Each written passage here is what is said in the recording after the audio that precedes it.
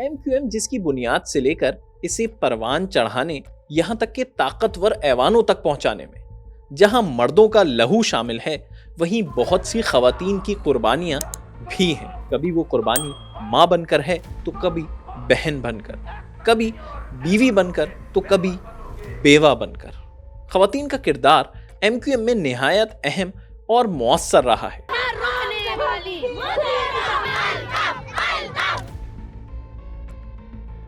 मुत्तहिदा कौमी मूवमेंट ने सिखाया है लोगों को कि सियासत कैसे की जाती है, लोगों की खिदमत कैसे की जाती है। जब 90 का ऑपरेशन चला तो उस टाइम जब ये सारी क़यादत ज़ेरे रूपोश हो गई थी, ख़वातीन ने जनाजे उठाए कराची में। देखिए, एमक्यूएम में जो ख़वातीन हैं जिन्हें वहाँ पर उर्फ़ आम में बाजियाँ कहा जाता है, उनका किरदार जो है वो पॉलिटिकली तो बहुत ज़्यादा हमें नज़र आता है। आपको कई नाम मिलेंगे ऐसे जिन्होंने जो है वो एमक्यूएम में बड़ा अहम रोल अदा किया।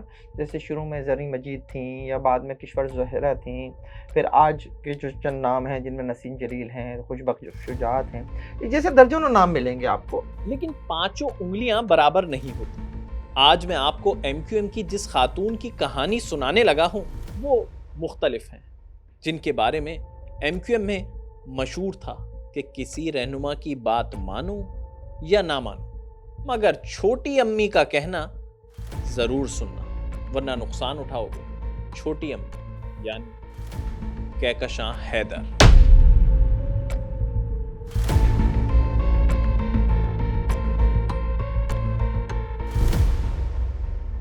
तो अवेला किया, प्रोपेगेंडा किया, फिर ये एमक्यूएम लंदन के लीडर के इतने करीब हो गई कि इनको जब खाने की मेज लगती थी तो तमाम रहनुमा एक तरफ, ये सीधे हाथ पे करीब में जो है ये बैठती थी और इनको छोटी अम्मी का लक़ब दिया गया। उस दौर में जो है वो तंजिया कुछ लोगों की जानिब से जो एंटी एमक्यूएम थे, उन्होंने इन्हें जो है छोटी अम्मी कहना शुरू कर दिया था। और इसके बाद जो है ये भी हुआ कि जनाब ये नाम फिर एमक्यूएम में भी जो है वो एक तरह से इनका किसी हद तक पड़ गया था। लेकिन बाद में इसे, जहाँ तक मैंने जब बात की इनके ऊपर, एमक्यूएम लंदन से इनका मौक़िफ़ लेने की कोशिश की थी अपनी स्टोरी के बाद, तो उनका ये था कि जी हम कतन जो है वो इस बात को पसंद नहीं करते थे जनाब इस तरह का कोई लक़ब किसी को दिया जाए। Kahkashan Haider federal B area की रिहायशी थी। खुद उनका ज़ाती तौर पर कोई गहरा ताल्लुक एमक्यूएम से नहीं था, लेकिन हाँ, भाई कामरान हैदर एमक्यूएम में इलाके फेडरल बी एरिया के अहम कारकुन थे, जो बाद में जिम्मेदार भी बन गए थे। एमक्यूएम पर ऑपरेशन शुरू हुआ तो भाई कामरान हैदर अमेरिका मुंतकिल हो गए। कुछ वक्त बाद बहन कहकशां हैदर को भी वहीं बुला लिया। कहकशां ने वहां खुद भी मेहनत की, काम किया ताकि गुजारा अच्छा हो सके। कहकशां हैदर जो है कोई इनका ख़ास बैकग्राउंड नहीं है। ये 1991 में जो है अपूआ कॉलेज था कराची करीमाबाद पे, उसमें ये स्टूडेंट थी और कुछ अरसे के लिए जो है तलबा तंजीम है all Pakistan Muhajir student organisation, उसका ये हिस्सा रही। इनके अलबत्ता इनके भाई थे कामरान हैदर, जो एमक्यूएम का एफवी सेक्टर था उसके कारकुन थे। अमेरिका में भी बेसिकली वो रहीं, वहाँ वो टैक्सी ड्राइवर के तौर पे काम करती रहीं। शादी हुई, शादी के बाद एक बच्चा भी है उनका।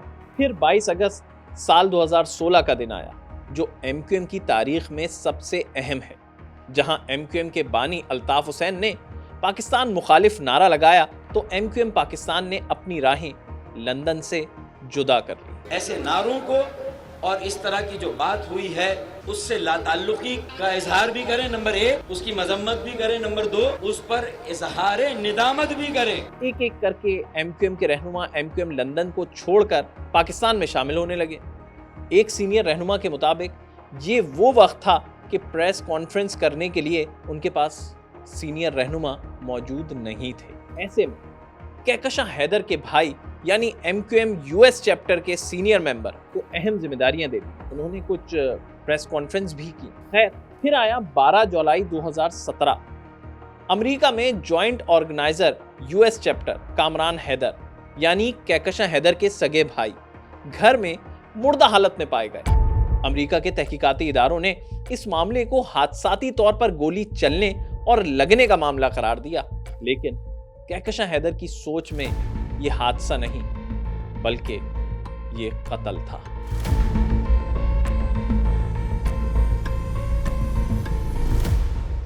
हमें जो एमक्यू में ज़राए बताते हैं वो ये कहते हैं कि इनका भाई कामरान हैदर घर के अंदर एक फायर एक्सीडेंट में जो है उसकी जान चली गई। तो इन्होंने ये प्रोपगेंडा किया कि मेरे भाई को जो है पाकिस्तान के रियासती इदारों ने जो है अमेरिका में कत्ल कराया है, लेकिन जो हमारे ज़राए कहते हैं टोटल जो है ये झूठ बात है, ऐसी कोई नहीं है। नाम ना जाहिर करने की शर्त पर एमक्यूएम के एक सीनियर रहनुमा ने हमें बताया कि इस वाक़े के बाद कहकशां ने कई अफराद से इस बात का इजहार किया कि अब वो इसका बदला लेगी। शायद इसीलिए उसने एमक्यूएम के बानी की नज़रों में आने के लिए पाकिस्तान फौज और इस्टेब्लिशमेंट के खिलाफ तकारीर शुरू कर दी। पाकिस्तान की मुखालिफ कुव्वतें जो हैं अमेरिका में और बड़े बड़े ममालिक में जो है वो एहतजाज इसलिए करवाती हैं कि पाकिस्तान के खिलाफ जो है पाकिस्तान का चेहरा ख़राब किया जाए और ये बताया जाए कि पाकिस्तान में ना मुख्तलिफ कम्युनिटी के साथ जो है वो जुल्म और ज़्यादती हो रही है। एक मुजाहरे के अंदर जो है एमक्यूएम लंदन की नुमाइंदगी करते हुए कहकशां हैदर, डॉक्टर नदीम एहसान और दीगर लोग भी मौजूद थे। वाशिंगटन डीसी में जो है ये मुजाहरा हुआ था। पाकिस्तान के रियासती दौरे के खिलाफ जो मुजाहरे हुए वाशिंगटन डीसी में, उसमें जो है ये नुमाया नजर आई। लेकिन अब मामला नारों और तकारीर से आगे बढ़ गया था। कहकशां हैदर न सिर्फ एमक्यूएम में खुद को छोटी अम्मी कहलवाने लगी थी, बल्कि एमक्यूएम लंदन के सीनियर रहनुमा भी उससे बगैर पूछे कुछ नहीं करते थे। पाकिस्तान के तहकीकाती इदारों के मुताबिक जून साल 2017 को कहकशां हैदर ने कराची में कुछ लोगों से रब्ता किया और उन्हें एमक्यूएम पाकिस्तान के UC vice chairman Mohammad Rashid को निशाना बनाने के अहकामात दिए और ये काम अगले ही माह यानी 30 जुलाई को किया गया। 2015 का जो इलेक्शन था उसमें जो जिन लोगों ने एमक्यूएम के प्लेटफॉर्म से इलेक्शन में हिस्सा लिया था वो एमक्यूएम को छोड़ नहीं सके थे। उन्हीं में से एक जो है वो मोहम्मद राशिद उर्फ मामू भी थे। मोहम्मद राशिद उर्फ मामू और उस वक्त के एक एमपी निशात ज़िया कादरी, ये बेसिकली जो है वो टारगेट पे थे जो पाकिस्तानी तहकीकाती इदारों की जो रिपोर्ट्स हैं, जो उनका रिकॉर्ड है, और इन दोनों की रेकी की जा रही है। और ये 6 लोग जो हैं वो राब्ते में थे कहकशां हैदर के। और इसके ऊपर जो है वो एक दिन मोहम्मद राशिद का ये मामूल था कि वो एक डब्बू क्लब में जो डब्बू खेलने जाते थे। ऐसी मामूल के मुताबिक वो जब डब्बू खेलने गए तो वहाँ पर जो है वो डब्बू क्लब में दाखिल होकर 2 अफराद ने उन्हें फायरिंग करके कत्ल कर दिया था और 4 अफराद के लिए कहा जाता है कि वो बाहर मौजूद थे। ये पहली कत्ल की वारदात थी जिसमें मुल्जिमान की गिरफ्तारी के बाद कहकशां हैदर का नाम पाकिस्तानी इदारों के सामने आया। बाकायदा रेंजर्स ने एक प्रेस रिलीज की सूरत में आसिफ रईस, शाहिद अजीज और मोहम्मद दानिश खान की गिरफ्तारी जाहिर की, जिसमें लिखा था कि अमेरिका में मुकीम कहकशां हैदर ने व्हाट्सएप के जरिए राब्ता करके कत्ल के अहकामात दिए थे। जहाँ तक मैंने जब बात की इनके ऊपर एमक्यूएम लंदन से इनका मौक़िफ़ लेने की कोशिश की थी अपनी स्टोरी के बाद, तो उनका ये था कि जो भी कहकशां हैदर ने किया उससे एमक्यूएम लंदन का कोई ताल्लुक़ नहीं। लेकिन हमें ये नज़र आता है कि वो अल्ताफ़ हुसैन के करीब थी और अल्ताफ़ हुसैन की कुर्बत के नतीजे में जो लोग जिन्होंने उन्हें देखा कि अल्ताफ़ हुसैन के करीब हैं, और उसके बाद जब उन्होंने कराची में कार्रवाइयाँ शुरू की, उन्होंने यहाँ पर राब्ते तलाश किए, उन्होंने यहाँ पर जो है वो बाकायदा तौर पर उन लोगों को जिनके ज़रिए जो वो कार्रवाई कर सकती थी उनको उन्होंने बाकायदा एमक्यूएम का ही नाम लेकर ये सब कुछ किया, अल्ताफ़ हुसैन का ही नाम लेकर इस्तेमाल किया और ये कहा कि अगर आप ये काम करेंगे तो इससे अल्ताफ़ हुसैन खुश होंगे। ये ऑडियोज़ भी मौजूद हैं। जुलाई में ही औरंगी टाउन में पाक सरजमीन पार्टी के 2 कारकुनान अब्दुल माजिद उर्फ नदीम और अरशद उर्फ लाल को टारगेट करने का इल्ज़ाम भी इसी नेटवर्क पर लगाया गया। इस केस में मोहम्मद रहीम और मोहम्मद दानिश को गिरफ्तार किया गया।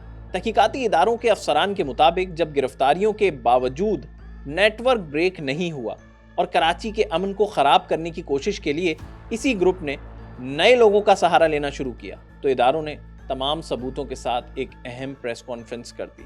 उस वक्त के DIG CTD उमर शाहिद हामिद और रेंजर्स के कर्नल शब्बीर ने कहकशां हैदर के टारगेट किलर से होने वाली गुफ्तगू भी इसी प्रेस कॉन्फ्रेंस में सुनवाई, जिसमें वो शहर में फिरका वाराना फसाद कराने की कोशिश भी कर रही थी और मस्जिद के पेश इमाम को कत्ल करने के हवाले से भी अहकामात दे रही थी। जो कराची के अंदर टारगेट किलिंग टीम्स काम कर रही हैं वो उनको इनडायरेक्टली उधर से हेड कर रही हैं और जो टारगेट्स उन्होंने आइडेंटिफाई किए थे उनमें से कुछ टारगेट्स ऐसे भी थे जिसकी वजह से एक सेक्टेरियन रिफ्ट भी हो सकती थी। देखिए, एक पायलट होगा जी बाजी, सही है, और एक और होगा जी जी, और जो दोनों से आपने ना सलाम दुआ की जरूरत है ना कुछ है, नंबर प्लेट चेंज हो सकती है, आपने कहा था। बिल्कुल बाजी, ओके, बिल्कुल कोई टेंशन नहीं है। ये नंबर प्लेट चेंज करके जाना होगा। बस याद रखिए कि 100% रिजल्ट चाहिए है, क्लोजअप चाहिए है फेस और गर्दन का।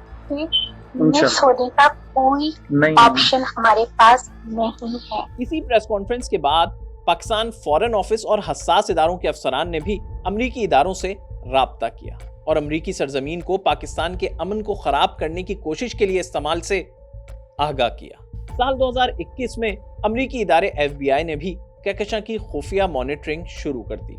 कहकशां हैदर इस बात से अनजान थी कि अब वो FBI की नजरों में है। फिर जनवरी साल 2023 में कहकशां हैदर ने कराची में 2 अफराद से राब्ता किया और कहा 2 पेट्रोल पंप जलाने हैं, तैयारी करो। इसके लिए पैसे भी भेजे, लेकिन जनाब चोर को पड़ गए मोर।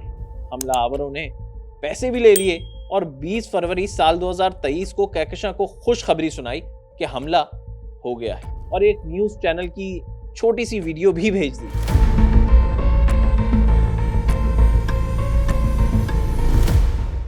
कहकशां बहुत खुश हुई, लेकिन ये खुशी ज्यादा देर टिक ना सकी। पंप पर 4 से ज्यादा अफराद की हलाकत और किसी न्यूज़ चैनल पर खबर का नशर नहीं होना, कहकशां समझ गई कि कुछ गड़बड़ है। नेट पर सर्च किया तो वीडियो का पूरा हिस्सा मिल गया और सच्चाई उसके सामने आ गई कि जो क्लिप उसे भेजा गया है दरअसल वो 2 साल पुराना है, यानी 29 अक्टूबर साल 2021 का है और पंप पर होने वाला ये धमाका भी हादसा ही था। जानते हैं chief crime reporter Ahmed Rehman Khan से। अहमद, ये बताइए क्या BDS को तलब किया गया है और इब्तिदाई क्या मालूमात हासिल हुई हैं? जी बिल्कुल, इस वक्त हम नॉर्थ नाजाबाद ब्लॉक A में मौजूद हैं, जहां पर एक पेट्रोल पंप पर अब से थोड़ी देर कबल एक धमाका हुआ, जिसे इब्तिदाई तौर पर पुलिस ये कहती है कि ये कोई बम धमाका नहीं है, इसके शवाहिद नहीं मिले हैं। इस वक्त हमारे साथ DIG वेस्ट मौजूद है नासिर आफ्ताब, उनसे बात करते हैं। सर, क्या समझते हैं आप, क्या है ये धमाका? ये जो शवाहिद अभी तक हमें मिले हैं जी, उसके मुताबिक सरे दस्त हमें यही लग रहा है कि ये इलेक्ट्रिक रूम था एक, जिसके आगे शीशे का दरवाजा था, उसके अंदर कोई वैक्यूम क्रिएट हुआ है, वहां से ये ब्लास्ट हुआ है।